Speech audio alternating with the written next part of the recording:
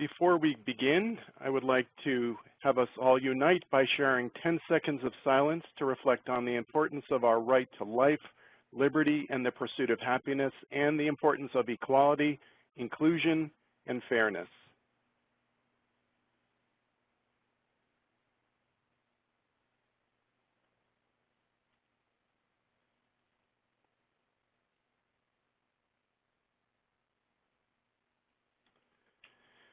Thank you, and welcome to the Back to the Basics Knowledge Management Workshop. Knowledge management in our personal lives, in business, and in society. Connecting our heads and our hearts in a time of great change.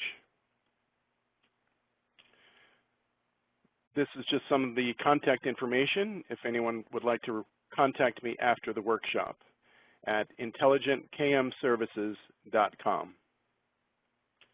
Today I would like to introduce our co-host, who is Joe Gonsalves from Bangalore, India.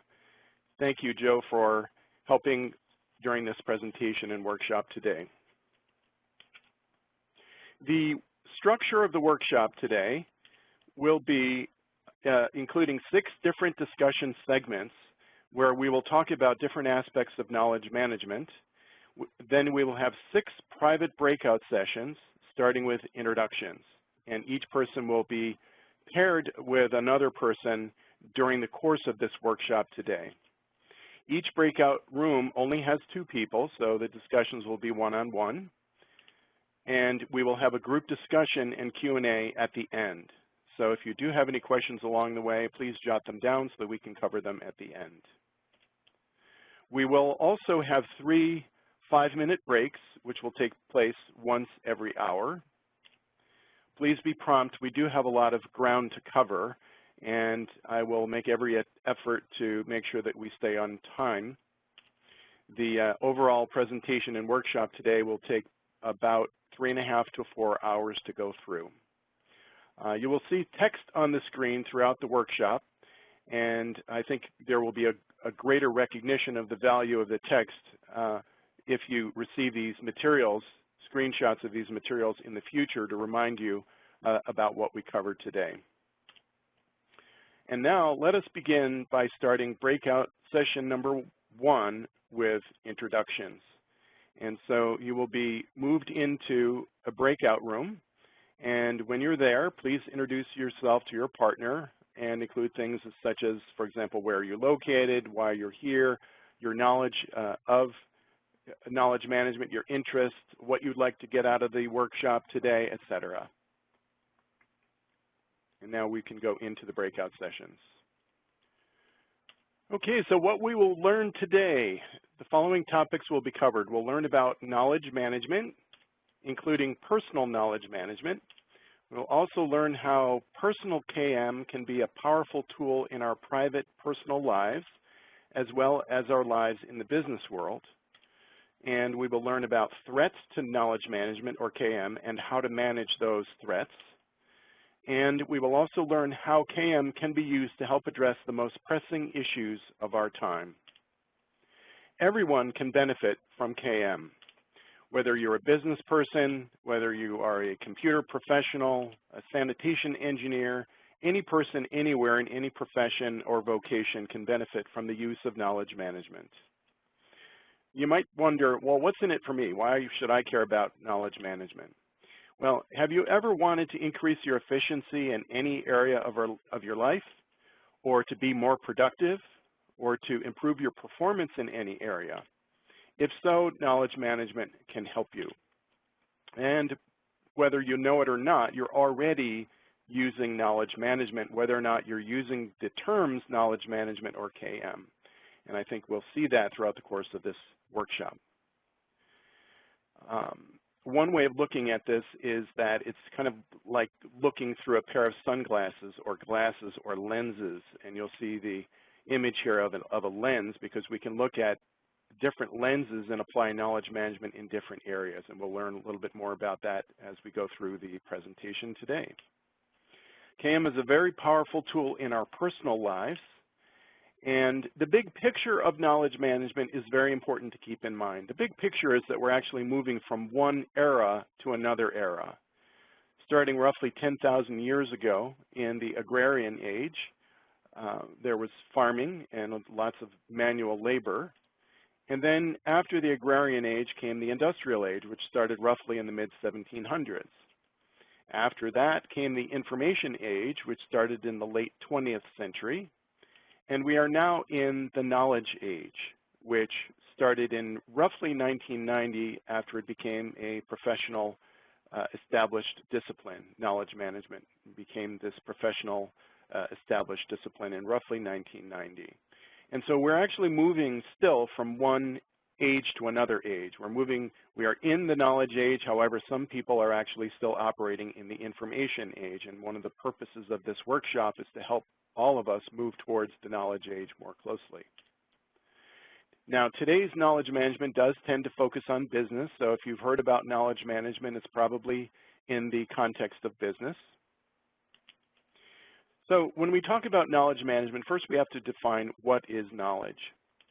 Knowledge is understanding that's gained through experience. Now you might wonder, after hearing this, what is the difference then between data, information, and knowledge? And here's an example. So when you have data, data is basically facts and figures. When you put data into context, it becomes information. And knowledge, as we've said already, is understanding that's gained through experience. So here's a simple example. If I said the number 8, or if someone said 8 to you, what does that mean? Well, it doesn't really mean anything. It's just a number. It's a fact. However, once you put that piece of data into some context, like saying 8 apples, then it becomes information. And instantaneously now we have a lot more context about what 8 apples might mean. And we also might understand, gained through our previous experience, that it takes 8 apples to make an apple pie. So that's a very simple example of the difference between data, information, and knowledge. And again, we will learn a little bit more as we go through the workshop today. One of the things that we talk about in knowledge management is different kinds of knowledge. There is explicit knowledge, which really is the tip of the iceberg. Explicit knowledge is knowledge that is documented in one way or another, that's written down, that's on a video, or it's documented in some way where it can be easily shared. There is also tacit knowledge, and tacit knowledge is generally knowledge that exists inside of our heads. And one of the great challenges and opportunities of knowledge management is to convert as much tacit knowledge as possible into explicit knowledge, where it can be more easily shared and leveraged. Now, there's a very important concept called the wisdom pyramid, or the DIKW pyramid, in the field of KM. And it basically goes like this. At the bottom of the wisdom pyramid is data. As we've talked about already, data is facts and figures. And then the step above data is information, which, as we've said, is data that is put into some kind of context. And then above that is knowledge, which is understanding gained through experience. And then at the top of the pyramid is wisdom. And the wisdom is the art of knowing. Now you might wonder, the art of knowing what? Well, the art of knowing concepts, various concepts, knowing when to say something and when not to say something, when to do something and when not to do something, and when to do something or say something in various circumstances or timing, etc. So the difference between knowledge and wisdom is that knowledge is a kind of a mental activity that you understand something with your mind. Wisdom is where you know something, and you don't necessarily need to understand something completely in order to know it, although that's generally what happens. Generally, you gain an understanding, and then you have knowing after that. And another way of looking at the wisdom pyramid, or the DIKW pyramid, is that data leads to information. Information leads to knowledge and greater knowledge. And knowledge leads to wisdom. And why would we want to care about wisdom? It's because wisdom leads to improved decisions and outcomes. Now, if you would like to learn more about the whole area of wisdom, One of the other books that I've written, or one of the 5 books that I've written, is about universal wisdom. It is covered in the book The Rainbow Bridge. There is a collector's edition. There's also a 4th edition copy as well. And the Rainbow Bridge covers universal wisdom, which, as we can see, is at the top of the wisdom pyramid. And all of what we're going to be talking today is based on another book, which is called The Power of KM, Harnessing the Extraordinary Value of Knowledge Management, if you'd like to learn more about it. So we've talked about knowledge, but what exactly is knowledge management? Now, the diamonds that appear on the screen, we have the diamonds here to reflect the fact that knowledge management is very similar to a diamond.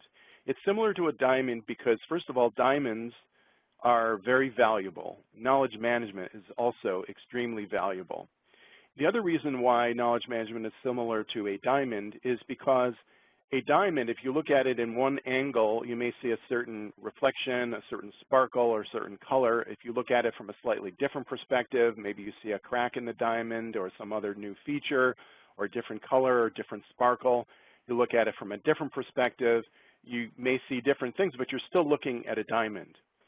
Knowledge management is very similar. We can look at knowledge management from different perspectives and see it from different ways. So one way of looking at knowledge management is that it is the art and the science of leveraging individual and collective knowledge for the greatest benefit for the maximum number of stakeholders. It also optimizes an organization's human capital. It also optimizes a person's human capital. And KM involves the process, typically in the business world, the process of collecting and storing and retrieving and developing and leveraging organizational and institutional knowledge. KM also involves managing knowledge and knowledge processes. And the purpose of KM is to maximize knowledge and to maximize human and organizational assets for optimizing everything, optimizing efficiency, creativity, and the successful execution of any organization's mission. And since KM includes the realm of wisdom, KM is a doorway to greater wisdom and heart in the world of business. Now, one of the topics that I cover in The Power of KM is the concept of the 7 key lenses of knowledge management. And this concept goes as follows, that we can basically use different lenses or put in front of ourselves different lenses to utilize knowledge management in different areas. So we can use KM in the world of business. We can use it in any organization and any institution of any kind. We can use it in projects and programs and portfolios. We can use it in our personal lives, which we're going to be learning a lot more about today. We can use it in our local communities, in the world community, and in culture and society in general. Now, everything begins from our own individual perspective. And so therefore, everything actually begins with personal knowledge management. Our personal knowledge management and the way that we view the world and understand the world will have an impact on how we do knowledge management in business and in organizations for projects, programs, and portfolios, in our local communities, the global community, and in culture and society. So now let us take a deeper look on our journey into personal knowledge management. So what exactly is personal knowledge management? It is the art and science of leveraging self-knowledge to maximize personal success and well-being in whatever way an individual defines what personal success and well-being is to them. Personal knowledge management can help a great deal. It also provides a solid foundation for expanding the use of KM in business. And as I mentioned earlier, everything starts with personal knowledge management, and everything starts with a single individual, and from there, everything extends to business, it extends to family, friends, neighbors, and colleagues. Now, in the Temple of Apollo at Delphi, at the top of one of the arches was this famous saying, and that was temet nos, which is Latin for know thyself. And know thyself turns out to be one of the most powerful and one of the most profound concepts in terms of self-understanding and self-knowledge. At the root of understanding ourselves is looking within and understanding ourselves and understanding and asking ourselves, who are we? Why are we here? Where are we? And understanding various dynamics that are taking place within our hearts and minds and souls. So for example, one of the things that we are, all of us, is a creature. Every one of us has an animal aspect to us. And within that animal aspect, Freud used to call, or did call, the animal nature of ourselves the id. And the id is the part of ourselves that is, it's animal nature. It wants what it wants, when it wants it. There's no rhyme or reason. It's just whatever it wants, it just goes out and tries to get it. And it's very animalistic and very sort of base aspects of ourselves. Another part of the Freudian model that's very important and often misunderstood is that we have an ego. In addition to the id, we have an ego. And the ego is most easily understood if we imagine the ego being a rider on top of the id, or a rider on the top of a horse, for example, where the ego needs to control the animal. The ego controls the id. So when you see it this way, you understand and have a greater understanding and appreciation for the fact that we actually need to have strong egos in order to control our animal nature. Very often we will hear people say things like, oh, that person has a big ego. What they really mean is that person has a big id, because in those typical senses when we would tend to think of someone that has a big ego, it's really the opposite. They actually have a small ego. They have an underdeveloped ego. If their animal nature, if their id is stronger than their ego, then things can easily get out of control. And in that situation, that means that the id is stronger than the ego, and that the ego itself needs to be more fully developed and matured. Another aspect of ourselves is the superego.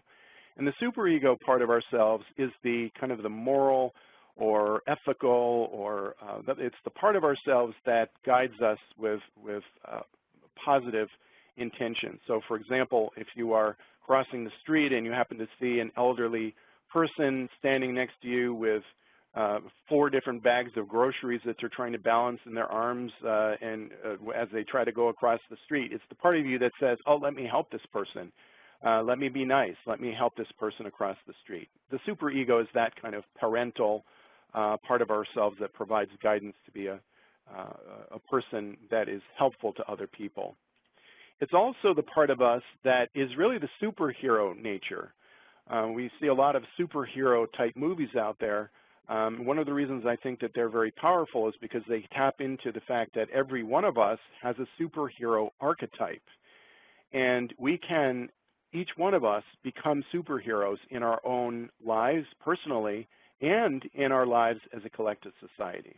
So the superego also contains the superhero aspect about ourselves. And we'll see some more information and knowledge as we go through the workshop today about superheroes and our superhero nature and how to tap into it. Now, this concept of the id, the ego, and the superego, sometimes people think that it's very similar to like when you may have the feeling that there's different voices in your head or different thoughts that you're having, and there's a sort of the devil part of yourself that tells you things maybe that are not very helpful and discouraging and based in fear. And then there's the part of you that's like the angel part of you, and it's kind of like a voice or a thought in your head that guides you with more positive thoughts.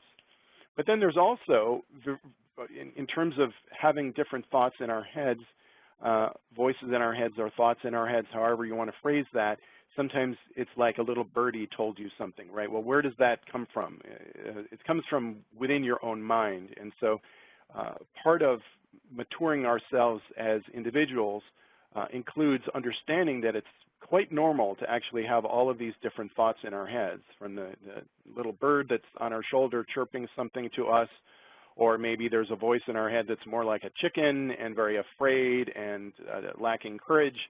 Maybe there's another voice that's a duck and just doesn't really just sort of quacks and doesn't really say very much. or maybe there's a vulture part of ourselves that have this sort of these more aggressive, dark kinds of thoughts in our heads as well. So one of the opportunities is that we have all of these different thoughts in our heads, and knowledge management can help us sort these out. It can help sort our thinking out, our thinking processes out, to help clarify what is going on in our own hearts and minds. Now, another way of looking at this is what I call the chairman example. So imagine yourself, you are the chairman of the board. You're sitting in a conference room at the head of the table, and you're hearing all of these different voices. The chairman of the board, chairperson of the board, will listen to all of these different perspectives, but ultimately makes a decision, a command decision, on what to think and how to move forward. So we also can be the chair people of our own lives. We can actually decide, okay, I've heard enough of this thought and this other thought. This is where I'm landing with my thoughts right now.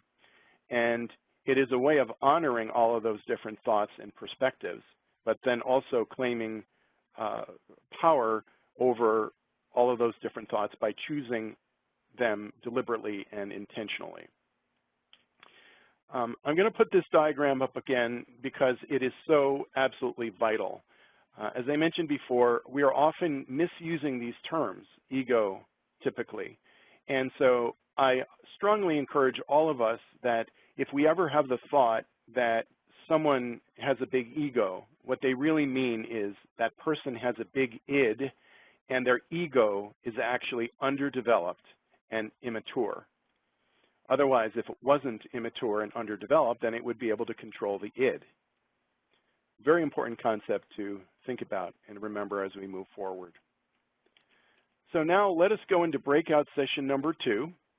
And just very briefly, I sent these breakout session questions to everyone before the meeting earlier today. And so very briefly, the first topic of discussion is to discuss an example of something that happened in your personal life that negatively impacted something at work. And please spend 2 minutes each for a total of 4 minutes on this one question. And you will receive a message when you're in the breakout room so that you will know when to switch. And please try to stick to the times that are mentioned here so that each person has an equitable way of sharing the amount of time that you spend in conversation in the breakout sessions. Number 2, discuss a few situations where your ego was stronger than your id. Number 3, discuss a few situations where your id was stronger than your ego. And finally, discuss an example of how you have or how you could have the ability to claim your role as the chairperson of your life. So let's now go into breakout session number 2. Okay, so the next topic we will talk about is another familiar diagram or image of the iceberg. And this part represents our minds again on the journey of self-discovery and going back to the basics in terms of understanding who we are and how we operate. We can see here the conscious part of our mind is roughly 10% of our mind. It is really the tip of the iceberg. And the conscious part of our mind is the part of our mind, of course, that we are aware of. We're aware of different concepts, different things that are in our mind that we're actually conscious and aware of. The other part of our mind, another part of our mind is the subconscious, which as you can see here is roughly 50 to 60% of our minds. And this is the part of our mind that right now you're probably not thinking or may not be thinking about what you had for breakfast yesterday, but the moment that you hear this, your mind instantly can recall or think about what it was that you did eat for your breakfast yesterday. That's the subconscious part of our mind. That's the part of our mind where that kind of information and knowledge is stored. And then the other part of our mind is the unconscious part of our mind, which is about 30 to 40% of our mind. And some people think that the unconscious part of our mind is actually much, much larger than this. But regardless of what the exact numbers are, the unconscious part of our mind represents a huge and enormous part of our minds. And this is the part of our mind that we're actually not even aware of. We're not conscious of, we're not aware, and we're basically unconsciously ignorant of certain things that are going on. And I don't mean that in any kind of negative way. It's just that when things are unconscious, they're not conscious. So that's a really important concept to remember when we're thinking about who we are and learning about the different aspects of our mind, the conscious part of our mind, subconscious, and unconscious. Then we also have the collective conscious and the collective unconscious when we're talking about ourselves as human beings all living on the earth together. There is a collective consciousness that exists, and then there's also a collective unconsciousness that exists. Now, a psychological concept that I developed when I was in grad school is this model that I call the pieces of our puzzle. And the pieces of our puzzle is a holistic synthesis of all of the major schools of psychology. And it allows us to understand ourselves similar to how we might consider ourselves as a puzzle that we're putting together, a puzzle that we're assembling, that has different pieces. But these pieces are the pieces of our own puzzle. So when we're born, we start out with a blank slate, tabula rasa. There's basically just oneness. There's just unity. After that, we suddenly start, or in the beginning, we start to see distinctions being made. After we're born, we start to see patterns, and different pieces of the puzzle then become apparent to us. One of the most significant pieces of our puzzle is our thoughts. So let's take a look in a little more detail about our thoughts, this very, very important piece of our puzzle. Now, I have a quote here. You'll see quotes throughout the presentation today.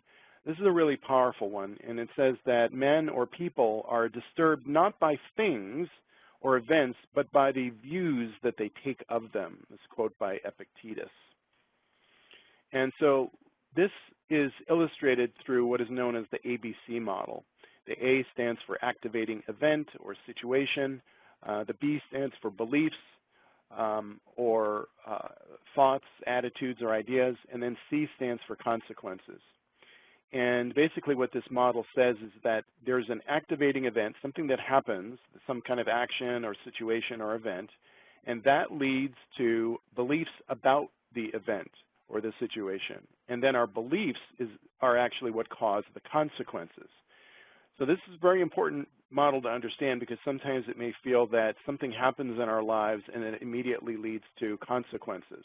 But there is this step in between, which is actually our beliefs. This is a very important distinction to understand because we may not have control over the activating events in our lives, but we do have control over the beliefs. And therefore, we have control over the consequences. So let's take a look at some simple examples. So if our beliefs are including self-defeating thoughts and beliefs, then it will tend to lead towards anger and sadness and frustration and fear, etc. Consequences that we would probably not like to have. But if we have positive thoughts and beliefs about whatever the activating event or situation was, then it would be more likely that we will have a more positive outcome or more positive consequences, which would include happiness or relaxation, peace, excitement, etc. Now, if we have self-defeating thoughts, that can lead to anger. So, for example, if we are stuck in traffic, that's the activating event, then we might think in our mind, we might think, this is terrible. Why am I stuck in traffic? This is terrible. Why me? I was late yesterday. I'm going to be late to a meeting today. This is just terrible. And if we have those kinds of thoughts, then we're going to be tense. We're going to be angry, maybe irritated. That's a very simple example of how these self-defeating thoughts can lead to consequences that we would probably rather not have.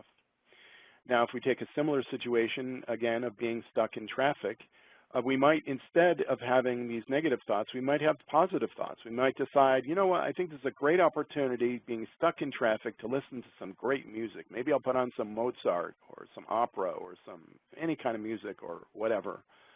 Or maybe I'll call someone. Maybe I'll use the time to my advantage to make some phone calls that I haven't had a chance to make in a long time, or whatever it happens to be. we can choose these positive thoughts, which would then lead towards a more positive outcome where a person is more relaxed and in a more positive state. And so another very simple example is that, let's say the activating event is a rainy day. We might think, if we have negative thoughts, we might think, well, this is terrible. It's a rainy day. It was rainy last weekend, and now it's another weekend. And, you know, it's going to be a terrible day now since it's raining. And figures, why me? We can have these kinds of thoughts. And if we do, then we are literally increasing the probability that our day actually will be fouled, that we will actually have a more negative kind of day. But we don't need to have those negative thoughts. We can consciously choose and go back to the basics and decide to have different thoughts. So, for example, we might think, oh, okay, it's a rainy day. Why is this a silver lining? Oh, it's a rainy day. The silver lining is maybe I'll go see a movie. Now, in the time of COVID-19, maybe going to see a movie in a movie theater might not be the best example here. But I think we can see that we can choose our thoughts and we can have positive thoughts. And to the extent that we choose our thoughts and have more positive thoughts, then we will more likely have a better day or have a better outcome or better consequences. So now we've just talked about the thoughts piece of our puzzle. Now let's talk about the feelings piece of our puzzle. This piece of our puzzle is best characterized by psychologist Dr. Fritz Perls, who said, lose your head and come to your senses. Sometimes it's important to be in our heads, and sometimes it's important to be in our feelings or our emotions. Now, the types of emotions and feelings, there are different ways of looking at feelings and emotions, but there is a psychologist, Dr. Robert Plutchik, and he has a theory that there are 8 different kinds of feelings or emotions. One is fear, another is anger, another one is sadness, joy, disgust, surprise, trust, and anticipation. Those are the main 8 types of feelings or emotions according to Dr. Robert Plutchik's theory. Now, there is a diagram that he has created, which is actually what he calls the Plutchik wheel of emotions. And as we can see here, in the middle here, we've got the 8, or towards kind of in the looks like the 3rd section of these leaves, where you can see it says trust, fear, surprise, sadness, disgust, anger, anticipation. Those are the 8 that we just talked about. But we can look at this diagram here, this image, because we can see that these feelings, for each one of those 8, there's actually a continuum. So if we take, for example, fear, then a more amplified version of fear is actually terror. And a less amplified version of fear is apprehension. And similarly, if we look over at anger, then a really greatly amplified feeling of anger is really rage. And also with the anger example, a less amplified version of anger is when somebody is annoyed and they have annoyance at something. So this is a really interesting diagram that allows us to see the range of emotions that we all have from time to time. Now, the possible paths a feeling can take, or an emotion can take, is that we are maybe not at all aware of the emotions that we're having. Sometimes that happens. We're not fully conscious of how we're actually feeling. But sometimes we are aware. We're angry and we know we're angry and we're aware that we're angry, or we are joyous and we know that we're joyous and we're consciously aware of that. Now, if you are aware of the feeling, then there are different paths that can take place here. Maybe you are consciously aware, but you don't own the feeling. So you may feel like, oh, I'm angry, but I'm not really angry. It's everything else that's going on around me that is making me angry, but it's not really me. It's just the circumstances. Or we can also be aware of the feeling and own the feeling. We can say, in the case where we're angry, for example, we can say, yes, I am angry, and I own it, and I'm angry because X, Y, Z, right? That's a simple example of how we can own our feelings. And similarly, if we own the feelings, then one of the things that we could do is not express them. That's one possibility. Another possibility is that we can express the emotions or feelings. And it's where and how we express these feelings and emotions that can then lead to different consequences, as we just talked about in the ABC model. A couple things to be aware of when you're talking about feelings. One is, I think we've all heard the term, the straw that broke the camel's back. And this refers to something that happens where maybe it's happened over and over and over, and just one day it's the straw that broke the camel's back, and that's it. So it could be maybe a personal relationship, some kind of romantic relationship, any kind of relationship, and you've been putting up with different things going on, and one day you just wake up and you say, that's it. And that's like the straw that broke the camel's back, right? So if we're not careful about how we own and process our feelings and emotions, then we can get into a situation where just one day something will set us off and we will experience the straw that broke the camel's back. Another thing to be aware of is fear. And fear is one of these things where there is a purpose to fear. Fear is an instinct that protects us. So fear is not necessarily a bad thing. And then there's this famous quote that I've loved for many, many years, and that is the quote by Franklin Delano Roosevelt that says, the only thing we have to fear is fear itself. And I believe when he said this, what he really was encouraging people to do is to address their own fears. But another way of looking at this is that the only thing we have to fear is fear itself, our own internal fear about things, or the fear that others have that maybe we need to be aware of, and the fear that other people have. And that in and of itself is something that we also can fear. So fear is not necessarily a bad thing or a good thing. It's an instinct that protects us. And so one of the things, another ways of looking at this is, for example, if you're thinking about the future, you're fearful and you're thinking about the future, it's very common to ask questions like, well, what do we think is going to happen? If we find ourselves in some kind of situation where we're very fearful, we see what's happening around us, and we're getting concerned and we're getting afraid and anxious and tense, we can have a tendency to ask ourselves and our friends and our colleagues, well, what do you think is going to happen anyway? But there is actually a more useful question that we can ask ourselves. And we can be guided by the fact that the best way to predict the future is to create it, which is a powerful quote by Abraham Lincoln. And the idea here is that if we're fearful about something in the future, the best way that we can predict what's going to happen in the future is to create it. And that means that we need to focus our minds on what is it that we would like the future to be. Rather than focusing on all the things that we don't want the future to be, we have to focus our minds on what we do want the future to be, what the goal should be, right? We deliberately and consciously focus our mind and our time and attention on what we want as opposed to what we don't want. Very important, powerful concept to keep in mind in our individual lives and collective lives. So now we've talked about the thoughts piece of our puzzle, the feelings or emotions piece of our puzzle.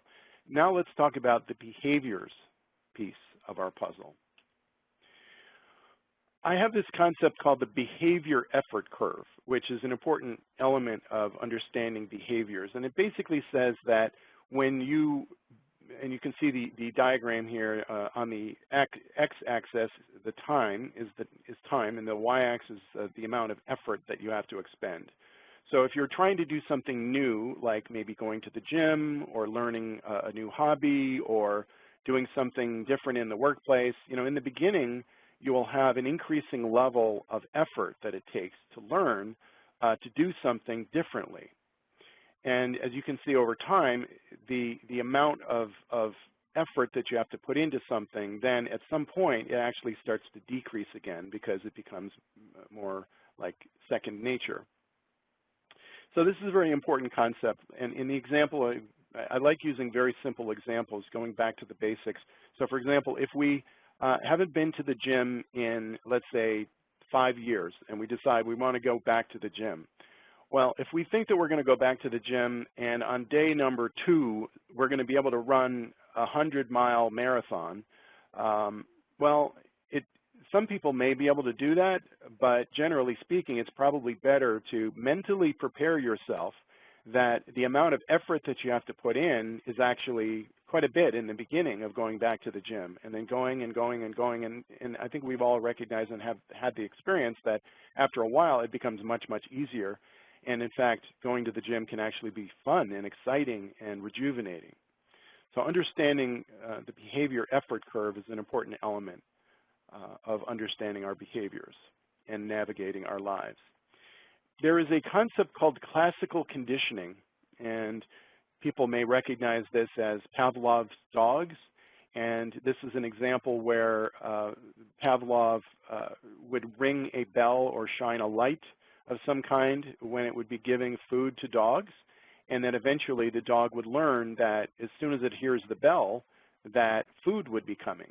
So when the bell is rang or the light is flashed, suddenly now the dog starts to salivate, right? That's called classical conditioning. And so the reason why this is important is because every one of us has an animal nature, and this principle here of classical conditioning is not just applicable to dogs, it's applicable to ourselves. So we can ask ourselves, in what area of my life am I maybe classically conditioned? Something happens and I immediately do something or act in a certain way just because that's how I always have, kind of in an unconscious, automatic kind of way. Very important question to ask ourselves in terms of our process of understanding more about ourselves and why did we do the things that we do. Another kind of conditioning is called operant conditioning. This is very similar but also different. And it's a situation where they would take these mice or rats and they would outfit them with a kind of a box where there's a lever, and they would, as soon as they would, the mouse or the rat would push this lever, automatically some pellets of food would come out. And every time the mouse or the rat would push on that lever, it would get food. So over time, it would learn, oh, well, I'm hungry now, so all I have to do is go over here and push this lever, and I'm going to have some food. So again, this concept is very important.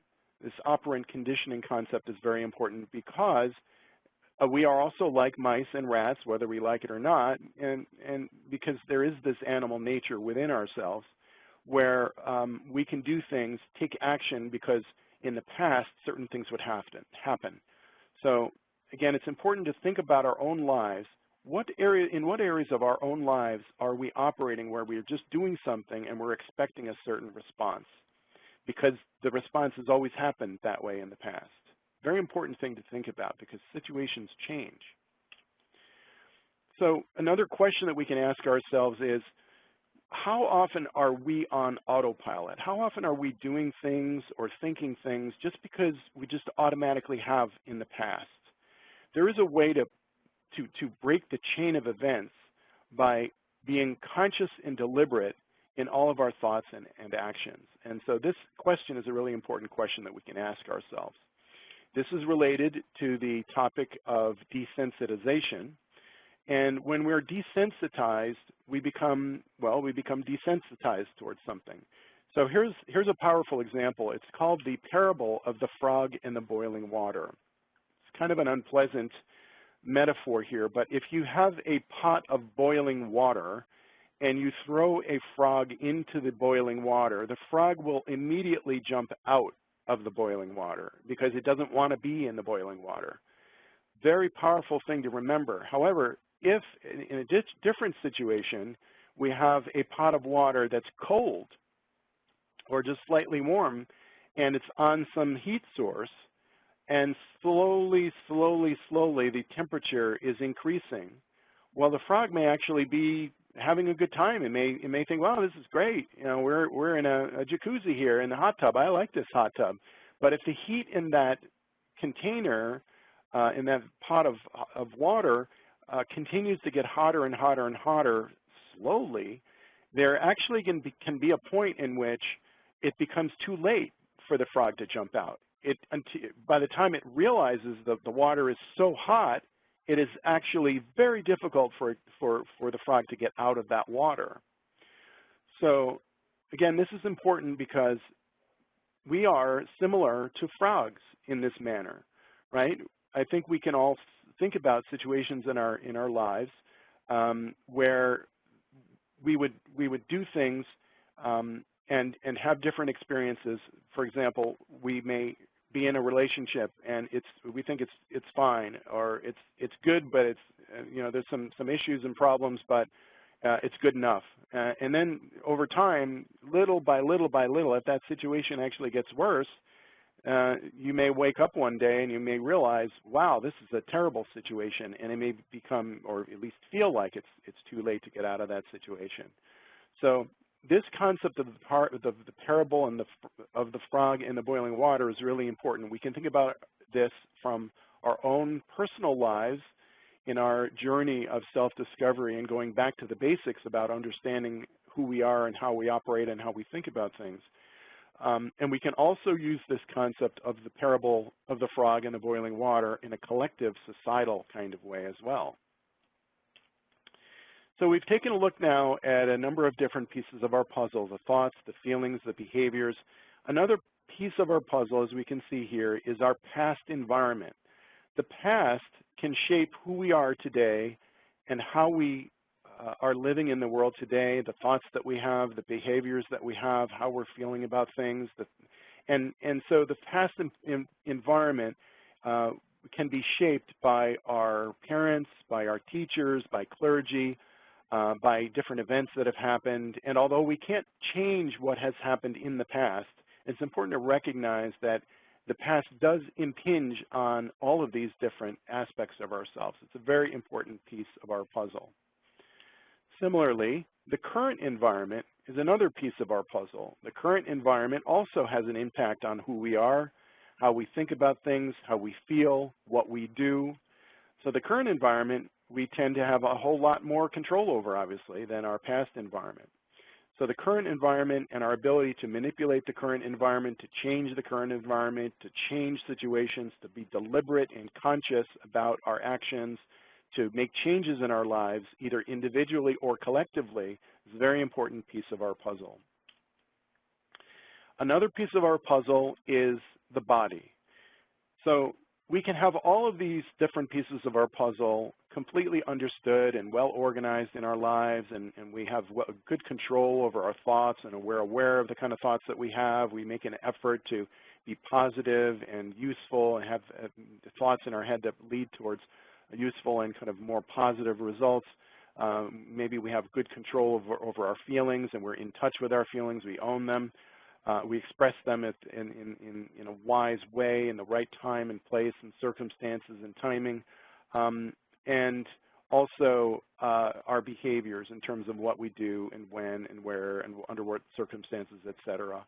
And maybe we also have the past environment understood, and the current environment we've made changes, but one day suddenly we get into an accident, or we have some kind of major health issue that happens to us. Then obviously the body, the physical body, can have a very, very important impact on who we are and how we think about things. If suddenly we have a terrible, awful illness going on, it's going to affect our thoughts and our feelings and our behaviors, et cetera. So that's a very important piece of our puzzle. The seventh and final piece of our puzzle is what I call intuition. Now, some people would say that this is the realm of God. This is the realm of the source. This is the realm of spirituality.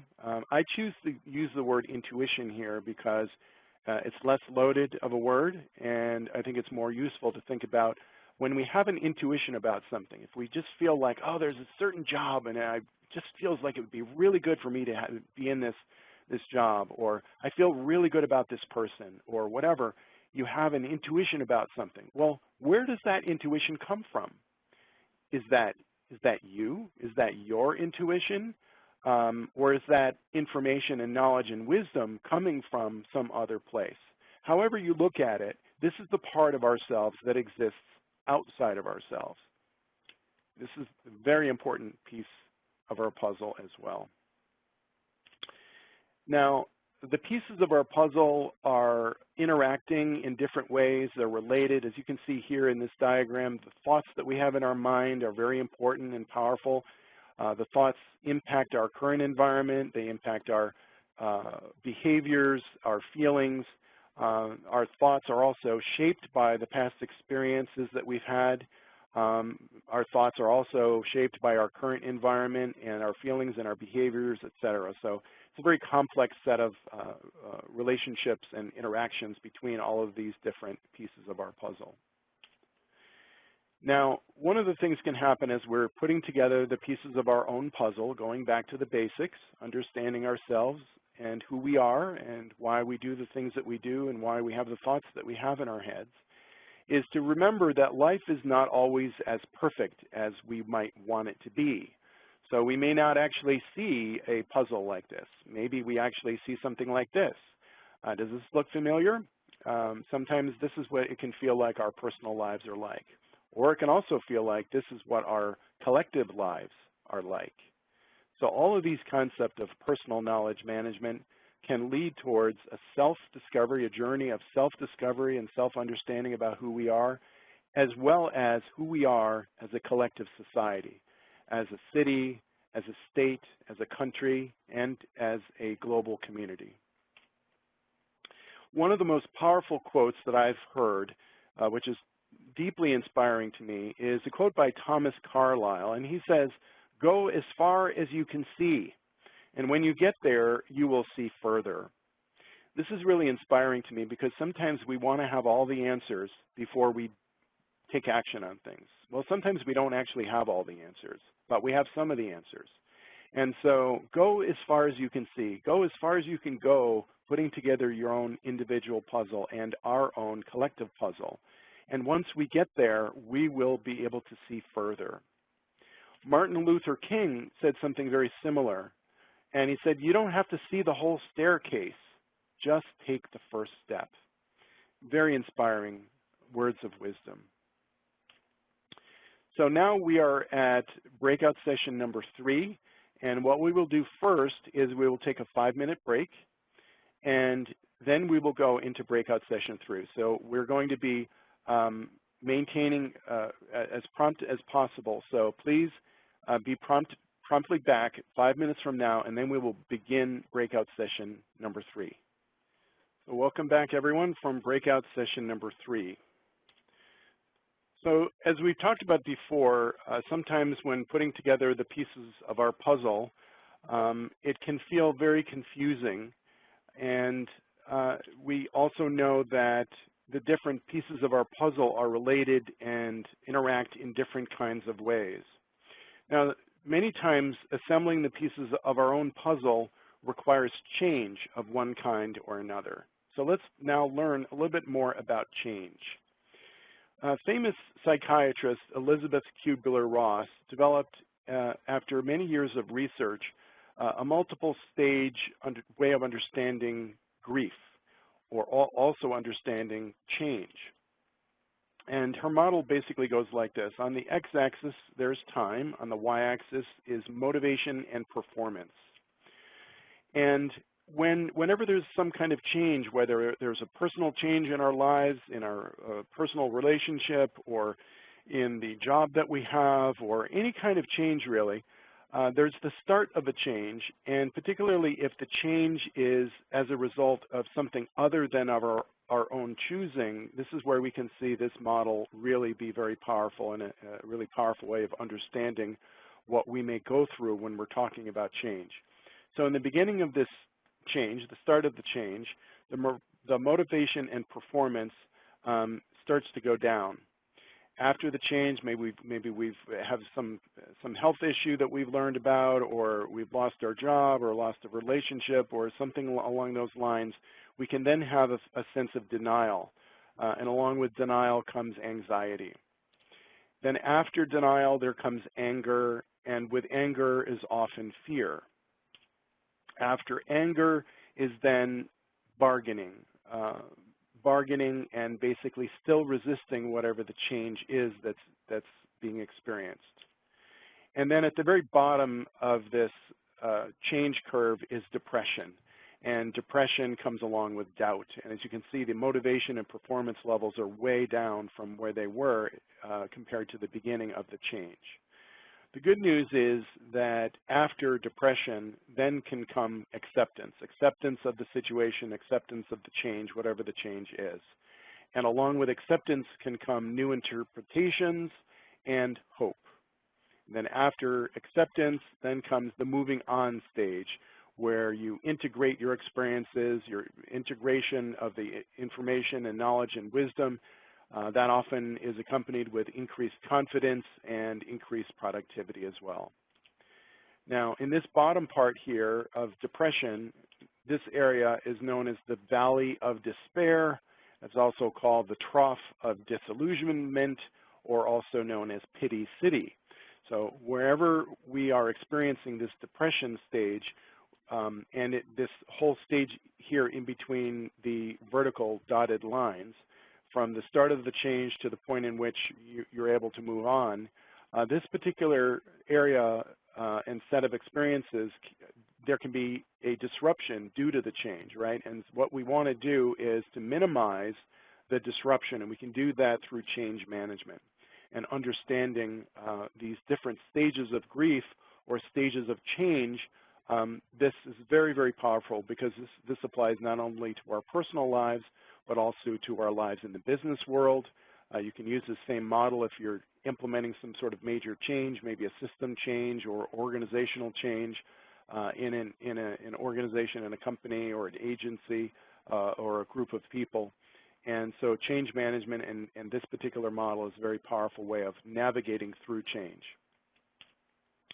Now, there's another concept from Dr. Abraham Maslow, another famous psychologist. He developed something called the Maslow's hierarchy of needs.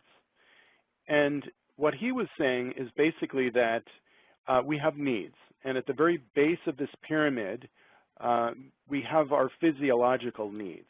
And that we pretty much have to meet our physiological needs for food and water, the very, very basics. We need to meet these needs before any of our other kinds of needs. So air and food, water, shelter, sleep, clothing, those kinds of physiological needs, before we can meet our other needs. So going up the pyramid again here, the needs that come above that are our safety needs. And safety includes personal security, employment, health. Above safety is wanting a sense of love and belonging above safety, and the love and belonging is really a desire for family and friends and intimacy and connection with other people. Above that is esteem, where we seek respect and greater sense of self-esteem and status and recognition and freedom. And once we have that need established, then we tend to want to have the highest level of need, which is what Abraham Maslow called the self-actualization state.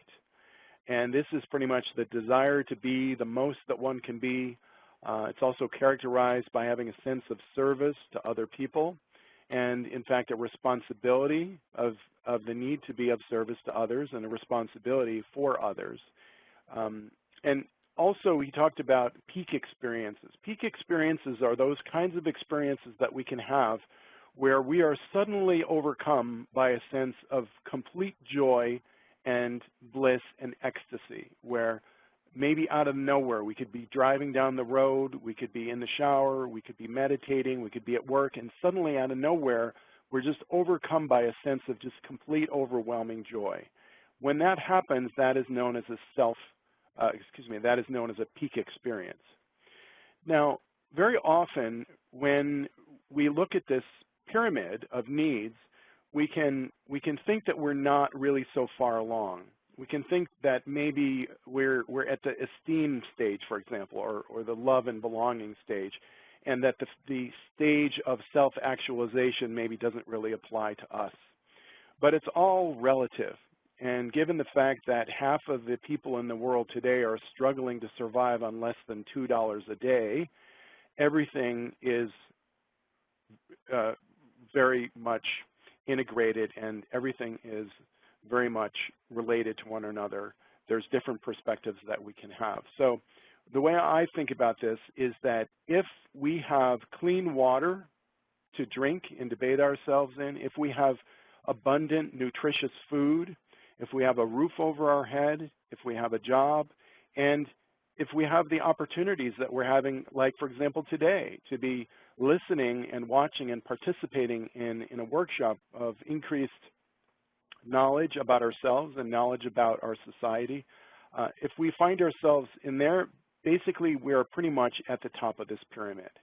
So I would encourage everyone to think about this in this way, because when I think about it this way, I think that pretty much anybody that would be attending this workshop, or anyone that actually has a computer and that can connect into the internet in a relative kind of way, we are at the very top of this pyramid, that we are the 1%. We may not think about ourselves as being the 1%, but in a relative way, we very often are and can take it for granted. Another way to bring this back into the world of business for a little bit here is that Maslow's hierarchy of needs can be applied in terms of employee engagement. So, for example, at the physiological level, then employees can be sort of disengaged. They're just on the job because they need it, because they need to survive and they need to have some kind of money, right? That's the very bottom of the employee engagement scale. And then there's the safety level, or there's the job security, is basically wanting to have some kind of job security. And above that is that the sense of love and belonging, that you feel like you're part of a team. Above that is when you have a feeling of importance, that somehow that your job is important and that you are important in your organization. That is the sense of self-esteem. And at the very top is self-actualization, or maximum engagement in an organization, where you feel like you just love working for the organization. So going back to the basics and applying this concept in our personal lives, and now, as we can see here, to our business lives in the context of employee engagement. Now, going back to the 7 key lenses of knowledge management, we now will go through a preview of key KM tools. And this, again, is to kind of allow us to learn not just about personal knowledge management, where everything starts from, as we've talked about personal knowledge management, but also let's just have a brief preview of some KM tools that we can use in the world of business, but also it doesn't have to be a for-profit company. It can be any organization. It could be a nonprofit organization. It could be an NGO, a non-government organization. It could be a government itself or an agency. Any organization that consists of people can utilize knowledge management, because at the end of the day, knowledge management is ultimately all about people. So leveraging best practices, for example. Remember I said earlier that you're already doing knowledge management, maybe you just don't know it or use the terms? Well, if you ever have thought about this concept of best practices, doing certain things in a certain way that produces the best possible outcome, that is basically leveraging best practices. A very important element of knowledge management is to identify, leverage, and share best practices in an organization. There's also the lessons learned process. This is very common in the world of business, to talk about lessons learned, so that when there is an incident or some situation that happens, or an event takes place, or some kind of situation that happens that is maybe not as optimal as you would have liked, there can be a desire. A very valuable process to follow is this lessons learned process, where you can look back and say, what happened here?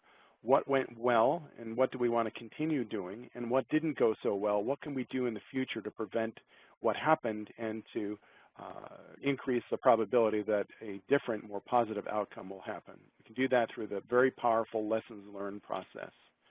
There's also the concept of having information and knowledge repositories, where we make it easy for people to have easy access to the right information at the right time.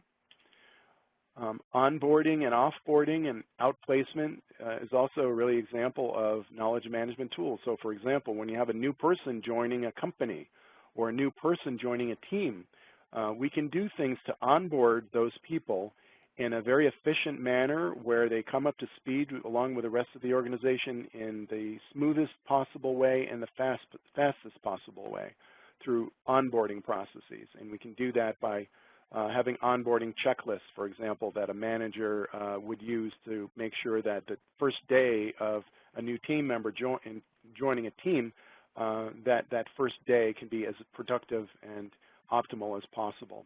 But also similarly, we can use knowledge management tools in terms of offboarding. If we have to have a person is leaving our organization, they're going to join another part of the same company, or they're leaving the company. If we're offboarding someone, we want to make sure that all that knowledge that exists inside their head doesn't just walk out the door or walk over to a different part of the organization. So offboarding processes to ensure knowledge transfer takes place smoothly and effectively, really important, but also offboarding someone entirely from a company, doing exit interviews, for example, very, very powerful, because doing exit interviews once the person is leaving an organization completely, or even if they're not leaving it completely, even if they're moving from one organization to another, doing an exit interview can be very powerful because people are often hesitant to share information and knowledge and some of their experiences until after they're no longer in the organization. So offboarding and exit interviews, very powerful. Outplacement services in the situation where people are laid off, as is happening quite a bit these days. Having outplacement services where an organization helps those people either find different positions within the same company, or if the employees or team members are leaving the company altogether, that company can actually work within the community to help find those people different jobs. So outplacement services and helping people is a very important part, an example of a key CAM tool. Communities of practice. This is one of my most exciting examples of knowledge management, and it's basically, there's a lot to be said here. I'm going to really try to simplify this. A community of practice is when a group of people come together around a certain set of activities or practice. And typically, this can be like a community of practice around engineering. It could be a project management community of practice, knowledge management community of practice. It could be a community of practice for aerospace engineering. It could be many, many, many different kinds of communities of practice. And these are groups of people coming together, typically facilitated and enabled by powerful use of technology, so that they can come together and share their best practices, to share their lessons learned, to share knowledge and information about whatever that area is. And ultimately to join together, and it's a way of bringing people together. It's a way of unifying people in an organization with similar interests.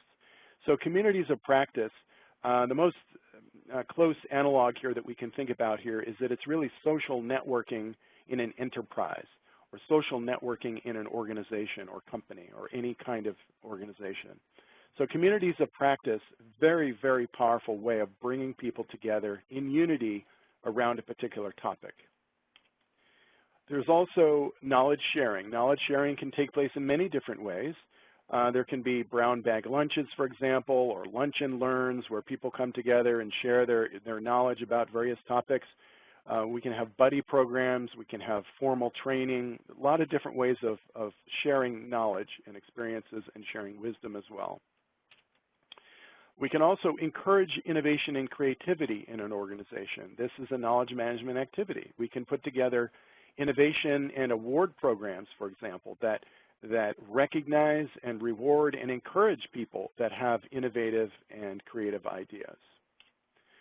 And finally, there's an example of a key CAM tool that I call knowledge evolution. Knowledge is not fixed. We're continually learning more and more and more.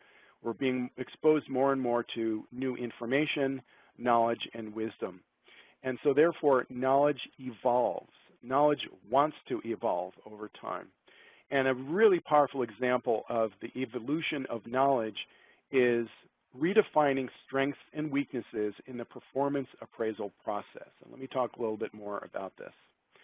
The traditional performance appraisal approach is to focus on developing a person's weaknesses. So during the performance appraisal process, a manager talks about with their employee or team member, what is it that they're not so good at doing, and helping that person do a better job at things that they're weak in or don't do a very good job at. And then also improving areas of strength, identifying where a person is doing a really good job and then helping the person do an even better job in that area. This is basically the performance appraisal approach, the traditional approach that's been followed for hundreds of years. Now, to me, I think what I'm about to share with you is one of the most significant advancements in performance management in the last at least 100 years. And it is called Strength Finders, and it is a process that involves redefining what a strength is. And so typically when we talk about what is your strength when you're working on the job, what are you good at? It's something that we typically talk about as what people do well. But in this new model, the Strength Finder model, we redefine strength not to mean something that you're good at, but in this new model, the Strength Finder model, a strength is something that you do or something in your environment that makes you feel strong. Something that you do or something in your environment that makes you feel powerful and excited and passionate.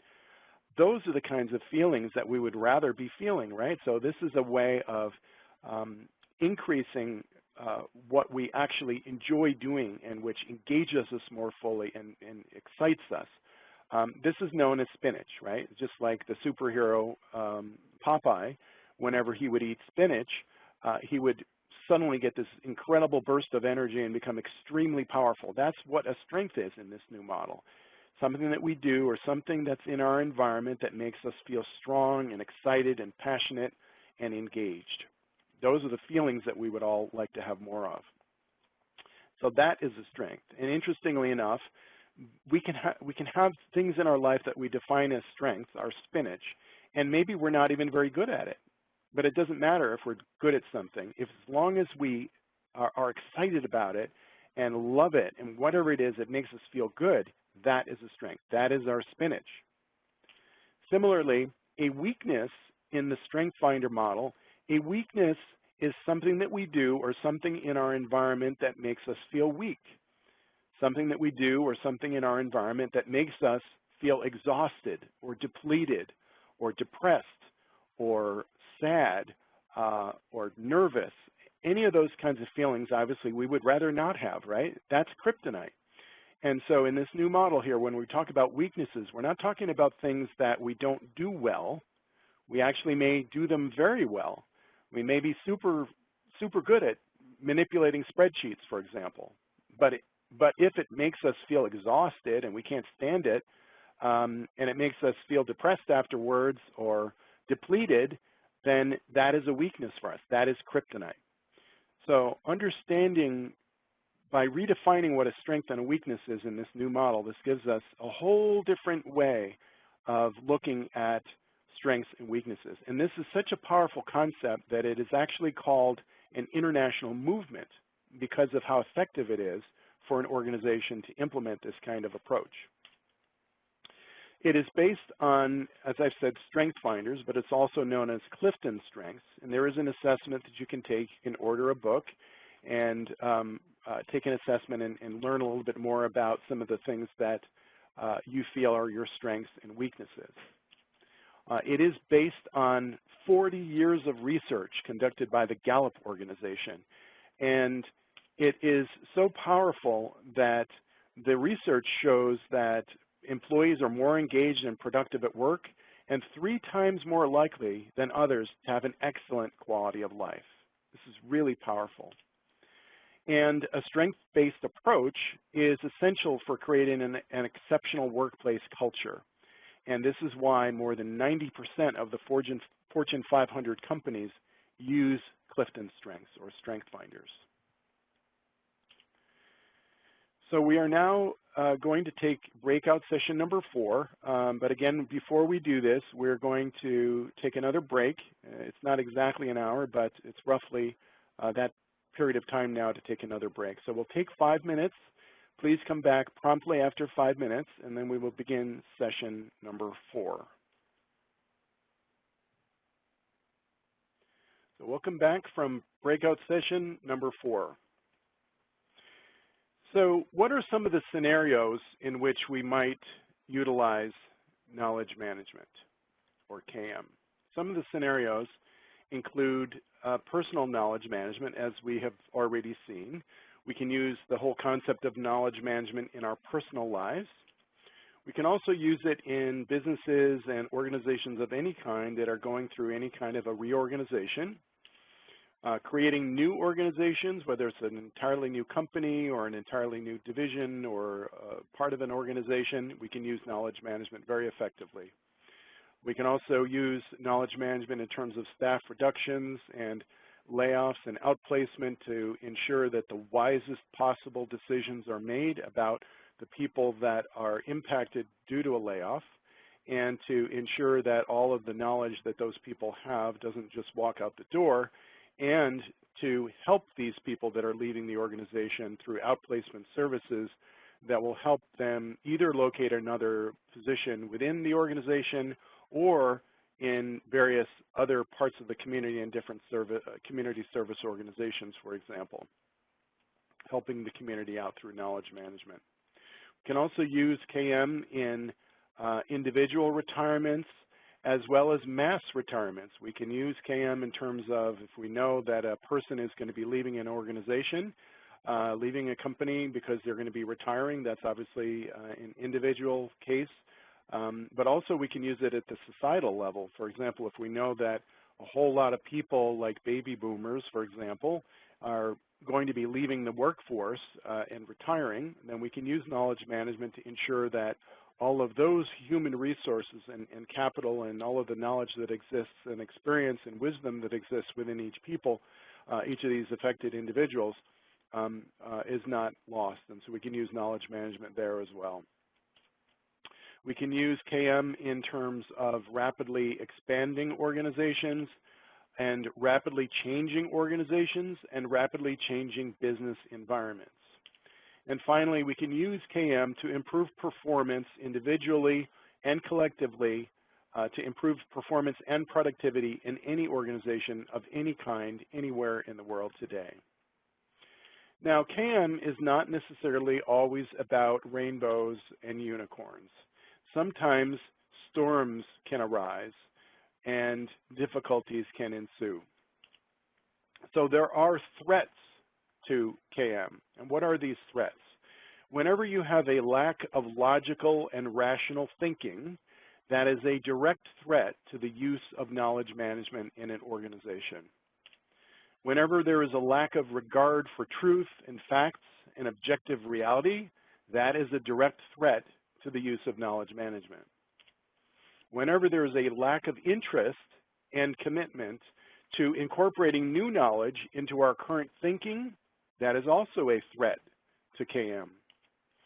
Whenever there's a lack of respect and civility, whenever there's any kind of bullying or intimidation and belittling of other people's perspectives, that is a threat to KM. Now, the consequences of these KM threats can be very severe. In the face of KM threats, we can have the inability to operate using logical and rational thinking. We can't really make very good decisions if we're in an environment where these KM threats are occurring. When truth and verifiable facts are discarded, then logic and reasoning itself are no longer possible. This is very similar to the one I just mentioned about logical and rational thinking. And as we can see here from the DIKW, or the wisdom pyramid, data and facts really are at the very base of this pyramid. So if facts are challenged, and if people are not using facts, or they're using alternate facts, not real facts, objective facts, facts that are born out of a scientific and kind of consensus reality perspective, then the whole pyramid, the whole concept of knowledge management can just crumble, because the base, which is based on facts, is no longer a very solid base. When newly discovered knowledge is ignored or disregarded, then accurate knowledge evolution cannot take place. That is a very powerful negative consequence of KM threats. Whenever there is a lack of respect and civility, whenever there's bullying and open hostility, whenever there's any kind of intimidation happening, an emotional outburst of any kind, if there's a lack of logic and reasoning, this will impact our ability to have logical, rational conversations and ability to make the best possible decisions that lead us towards the best possible outcome. And also a hostile work environment, such as the one we're talking about here, it creates stress and anxiety and reduces the quality of work conditions and work output. And a hostile work environment, such as the one we're talking about, creates unnecessary obstacles to achieving an organization's mission, whatever that organization's mission is. So KM threats have a very negative and direct impact on individuals and organizations, and collectively when we look at society itself. Knowledge, wisdom, and truth. These are all very, very important to knowledge management. And whenever their truth is being stomped on, whenever truth is being stomped on, this is very negative for so many different reasons. Facts are being discarded, etc. Very, very negative. And I saw a quote by Aeschylus that I thought was very interesting. In war, truth is the first casualty. So the consequences of these KM threats, this is like kryptonite, right? KM threats are kryptonite for an organization. KM threats are kryptonite for an individual and for any organization and for any society, including every nation and the world itself as a world community. Now, taking a look again at the wisdom pyramid here, with the facts being at the very base of the pyramid, the management of these KM threats. How do we manage KM threats? We do this through a process of risk management. And the most important concept here when dealing with these KM threats is the notion that was expressed by Buckminster Fuller, and that is that you never change things by fighting an existing reality or existing situation. In order to change something, you need to build a new model that makes the old model obsolete. So this way of thinking is a very important way of thinking about how to manage KM threats, because we're not fighting against the threats. Whatever the threats are, we don't fight against them. We attempt to create a new model that makes that old model obsolete. And so, as I mentioned, we don't fight against the existing threat. We want to focus our minds and our intentions and our energy on focusing on building a new model. In other words, we want to focus on what we want. If we want to make something happen in the world, we focus on what we want to have happen. We don't focus on what we're afraid of. We don't focus on what we don't want to have happen, right? We focus on what we do want to have happen. And that's the connection to focus on building a new model that makes the old model obsolete. There is also, in order to properly manage these KM threats, there's top-down KM. So for example, in a company, if the chairman of the board, a chairperson of the board, if the CEO of the company supports the use of knowledge management, then this can make it very easy to fight any threats within the organization itself at lower levels when you have top-down KM. Because if you have top-down KM, obviously a very strong support for knowledge management comes from the top. But we can also have bottom-up or organic or grassroots KM. And this kind of KM is at the lower levels of an organization. And this knowledge management can take place in an organization without top-level, without top-level support. And so this is known as either bottoms-up or organic or grassroots KM. But we can also have bridge-building KM. We can have bridge-building KM, people that are able to establish connections with different parts of the organization. So if there's top-down KM and then there's bottom-down KM, or bottoms-up KM happening, bridge-building KM can take place with different people in different parts of the organization communicating up and down in the organization, as well as side-to-side laterally in the organization as well. Bridge-building KM, very, very powerful. We can also create what I call a KM Champions team. This is a very simple and easy way of bringing people together that are interested in knowledge management, that are interested in logic and rational thinking and solving our problems using conversation, dialogue, and diplomacy. We can create a knowledge champions team, which is a very simple and easy way of bringing people together around a common goal of knowledge management. The KM community of practice. We talked about this before in terms of communities of practice.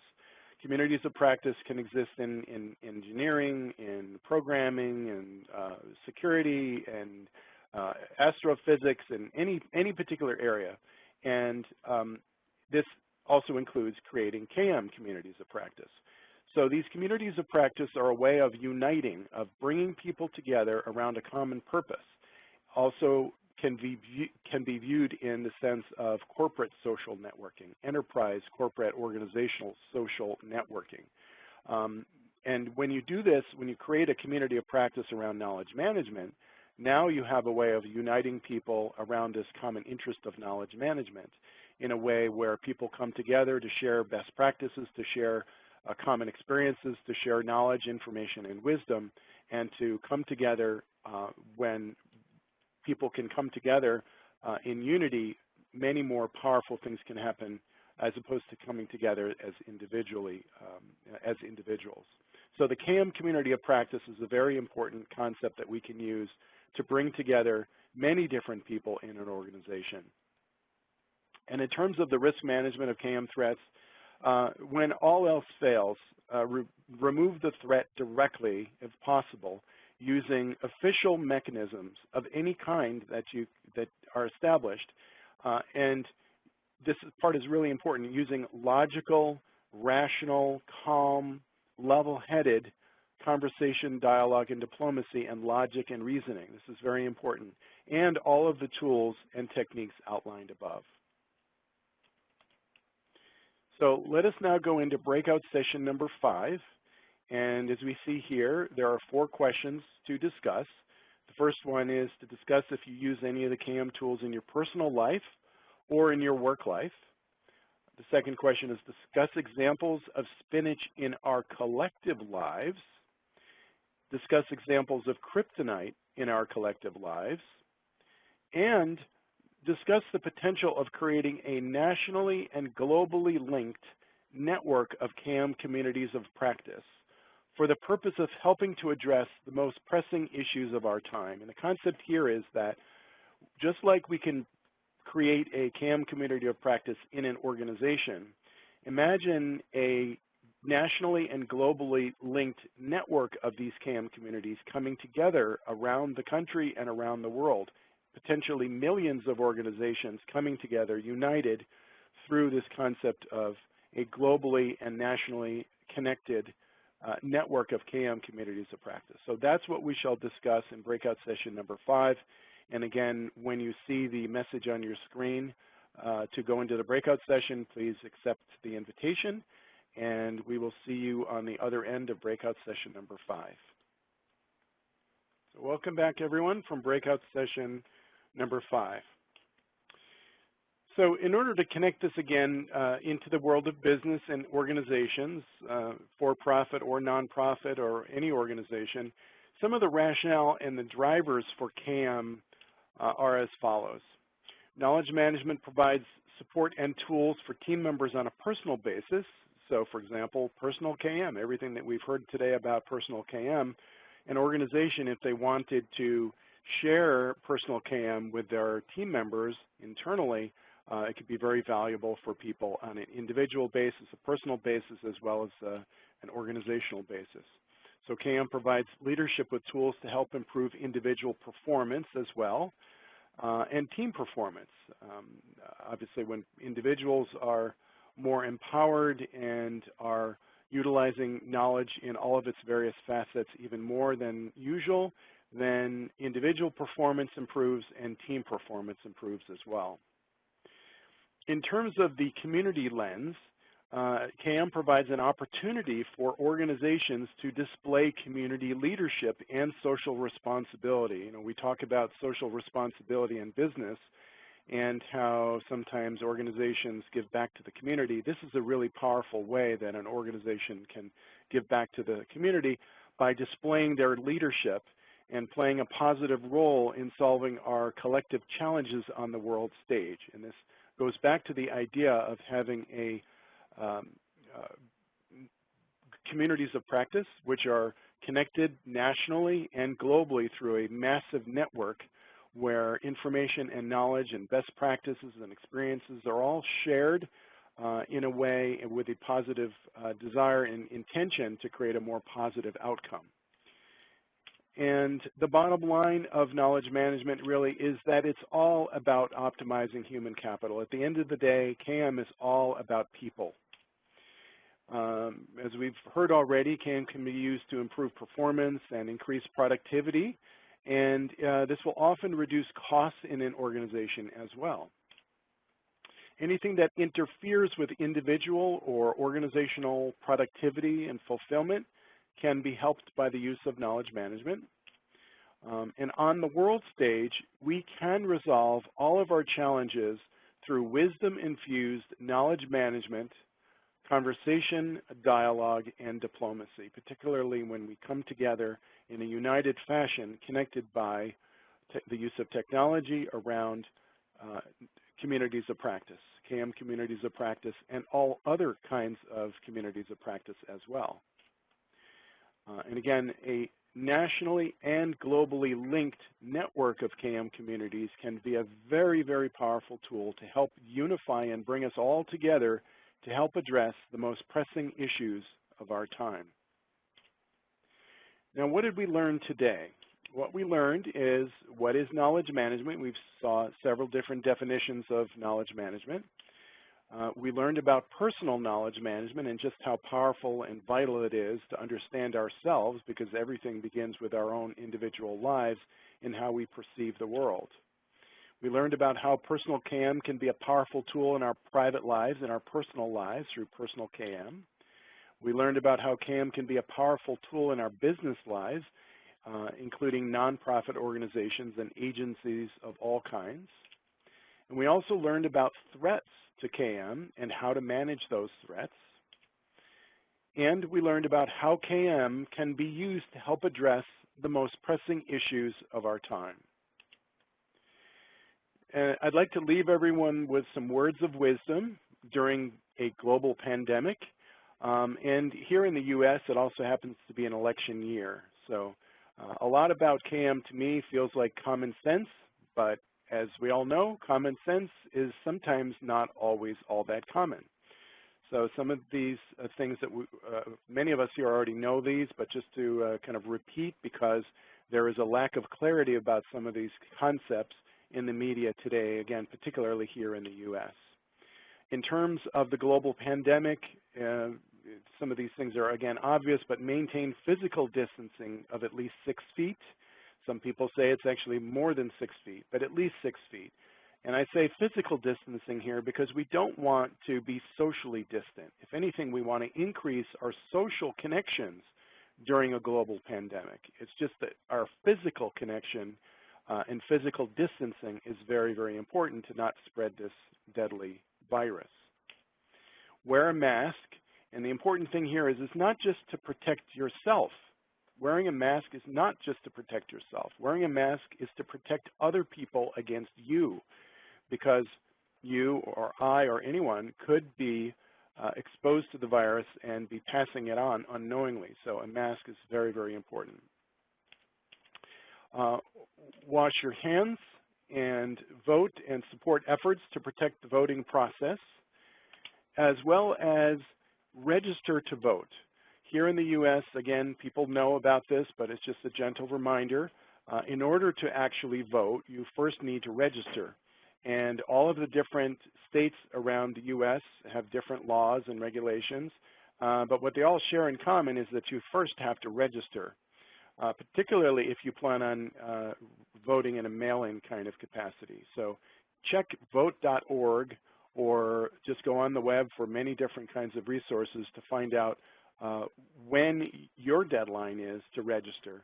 And however you choose to vote, register first and make sure you actually vote. It is very important. So now we will have the final breakout session number 6. And what we would like to do is to talk about what was really most important and most impactful for you today. So the first question is to discuss the top most profound or most useful or most impactful KM topics that we discussed today for 5 minutes each for a total of 10 minutes. And then the second question is to discuss ways that you can immediately use KM, any of the concepts that we've learned today, how you can immediately put to use what you've learned today in your personal life and in our collective lives. So we will now move into breakout session number 6. So welcome back from breakout session number 6. So this concludes the presentation portion of the workshop, and we have had now 6 different breakout sessions. And so what I'd like to do now is to open it up for conversation. If anyone has any questions, if anyone would like to share what their experience was like today, maybe anything particularly interesting or impactful to you. So we would like to open it up here for a few minutes here at the end. So does anyone have anything to share? How were your breakout sessions? How were the conversations? What did you think of the content? Anything you'd like to share with the rest of the group here? Okay, well, thank you all for attending. I hope you have a fabulous rest of the day. Thank you so much for attending. I know that there were many, many, many other things that you could have been doing during this time, so I appreciate it very, very, very much. Hope you have a great rest of the day and a fabulous weekend.